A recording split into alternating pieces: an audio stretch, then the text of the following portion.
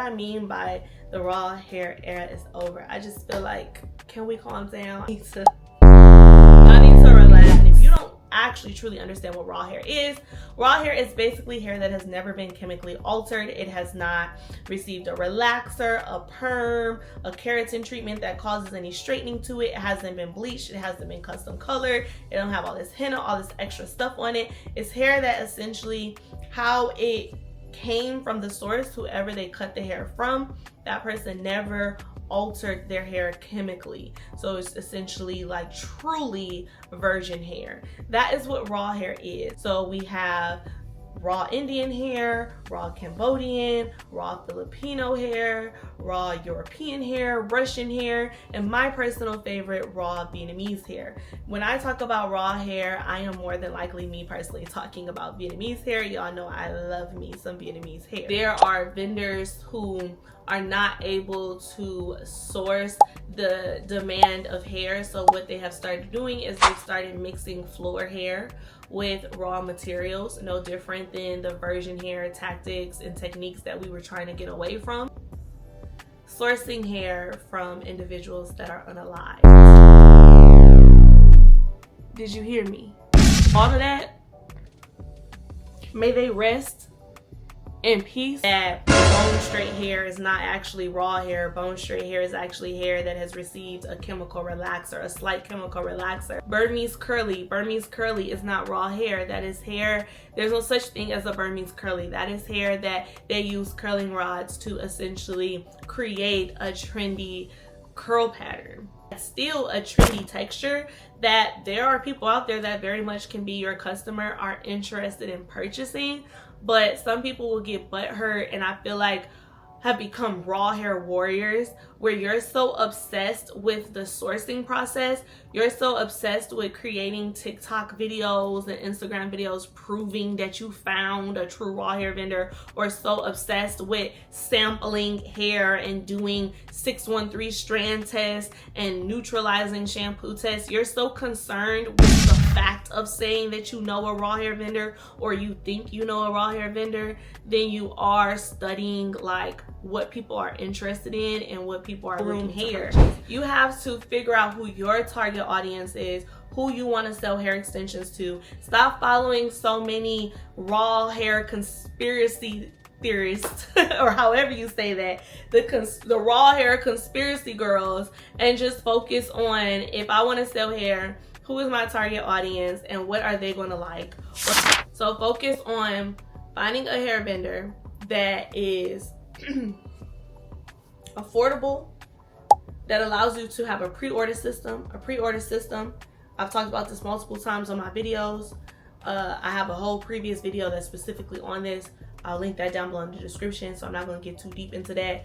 But this is essentially a vendor that is able to send hair to you either overnight, they're local to you, someone that you could drive, pull up on in your city, or you are able to receive your hair in maybe like 3 days, 4 days max after you purchase it. So then that way, as a new business, you launch a website, you create your prices, your bundle deals, your wigs, everything that you want to sell, have your product photos, have a photo shoot. When people purchase off of your website, once that money processes from your website to your bank account, you take the money that was spent, and by your customer, you purchase their product from your vendor. You keep your profit amount to yourself, and then the cost of the hair from the vendor, you actually go and purchase that hair, ship the hair off to your customer ASAP. They need their hair within like 2 days. After they already had to wait like maybe 3 days for you to get the hair, overnight preferably. I do have an overnight hair vendor that's in Her Vendor Connect, based in the California. I do want to look into finding more potential US hair vendors as well, so we can kind of spread it out and not send everybody to that vendor, because again, what did I say? Too much of a good thing can become a bad thing. If I send too many people to one vendor, then they might start cutting corners, not dishing out the same quality over time. So I'm always trying to source new vendors for y'all. Find a pre-order vendor, get consistent sales. The profit, the extra profit that you're making, you really should, don't go and get your nails done, go buy yourself a new wig, go pay your light bill. No, go use your profit and put that into buying on-hand inventory. So within a year and a half of launching your hair brand, you should get to the point where you now like you've been slowly buying on-hand inventory, or you've been working on your business credit and building your business credit to where now you have business credit cards. Now you can go and you can get a loan through Shopify. Shopify doesn't do a credit check. If you just get consistent sales over a stretch of time, like a 6 months to a year, 2 years, 3 years, you get consistent sales, Shopify starts offering you money so that you can get on-hand inventory. I have a whole system on how to start up a hair business with little to no income. All you have to do is really join Herwood Academy monthly community. Like, I'm giving y'all the whole play, like how to run up any vendor. It's so much more than just a raw hair vendor. Like, if your marketing tactic is I'm about to go buy a raw hair vendor that's 30 inches, middle part bust down, and just do this in the camera, and that's just gonna be your marketing tactic, baby, we've seen that already. Like, that era's over, it's done with. Like, please don't be that girl. Like, have a real strategy if you're gonna do this. And if you don't know how to build a strategy, get a mentor, someone that's done it. Make sure that they've done it. Heavy on the make sure they've done it. I've made well over nearly $200,000 in sales since I started my hair business. And as a collection of selling hair, selling vendors, which is getting into digital products, mentoring, and my ebook, Her Vendor Connect, is worth nearly $50,000 in overall sales, over 300 sales in general. I know what I'm talking about. And I love hair extensions. I know what I'm talking about. And I'm a cosmetologist. I went to hair school in so many different areas. I know what I'm talking about. I get loans. I have a credit card with Shopify. I know what I'm talking about. I can help you. Please do not be the girl that buys $1,000, $2,000, $3,000 on inventory and you haven't even found your customer base yet. People don't even know who you are. Don't do that. Start off with some premium. Find a really, really good virgin hair vendor that can ship hair to you quickly. Get that hair to your customer quickly. Work on your customer service. Work on sales funnel. Work on content strategies, marketing strategies to get your hair extensions in front of the people that the target audience, the customer you want to sell to. Figure out the customer you want to sell to, what they like. Somebody, regardless if it's raw, not raw, the raw hair warriors, all this talk and controversy back and forth. It's some girls that's gonna love bone straight hair. But they're a specific type of person. If that's who you want to sell to them. If you have the girls that's just so hell bent on no, it needs to 100% be raw, and they have the money to spend on that, and that's what's valuable to them, then specifically sell to that person. If you need the girlies that need more affordable hair, even though it's affordable, they don't want it to be Amazon, Alibaba trash. They still want it to be premium, but yet still affordable. You need to know how to sell to those individuals. Figure out who you're selling to, and then you're able to figure out what type of vendor is going to work for you. But this is not a one size fits all. Everybody is not meant to sell raw hair. And y'all we all watered down the raw hair industry. We need to relax and take a break and let them vendors, let them level themselves back out and actually get back to who they were originally, and really caring about providing us quality hair and not just providing us hair from unalived people, selling us hair that's not raw hair, but just like literally just taking advantage of the term and now mixing floor hair no different than a virgin hair vendor. They like, calm it down, take a break. Let them catch up the supply with the demand, because to be honest, it's so hard, especially as a rookie and you don't even know what you're looking for. Trying to find a raw hair vendor right now, it's so much like corruptness going on currently. It got watered down.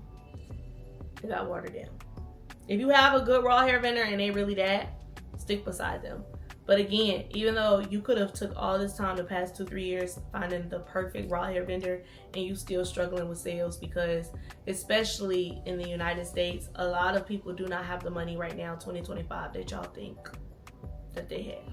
They talking about our country is in a recession or pre-recession, whatever case it may be.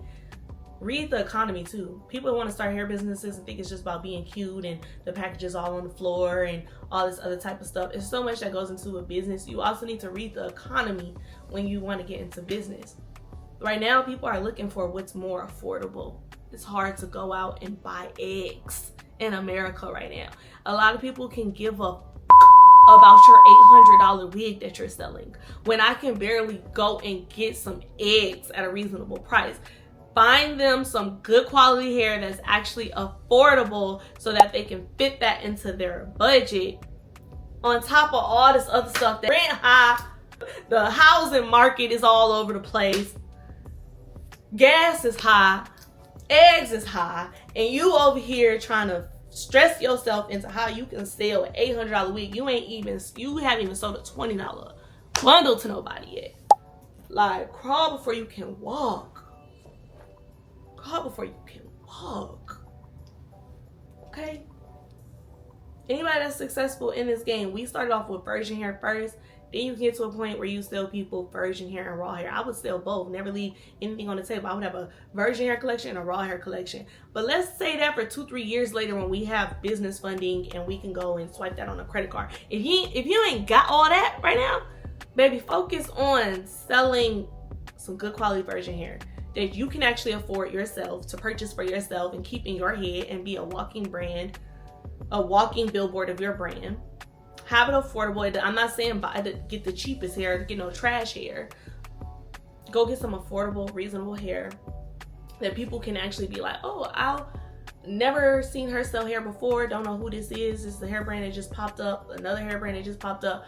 Okay, but I'll support it because it looks reasonably priced and it looks like good quality. You're going to make more sales than the raw hair girlies. Please don't get tricked out. I'm gonna end this video with a question. Pay attention when you get on social media. Why are all the raw hair girlies now converting to only focusing on selling you their vendors or becoming your coach versus just selling their raw hair? I hope I see y'all in my community. We'll talk later.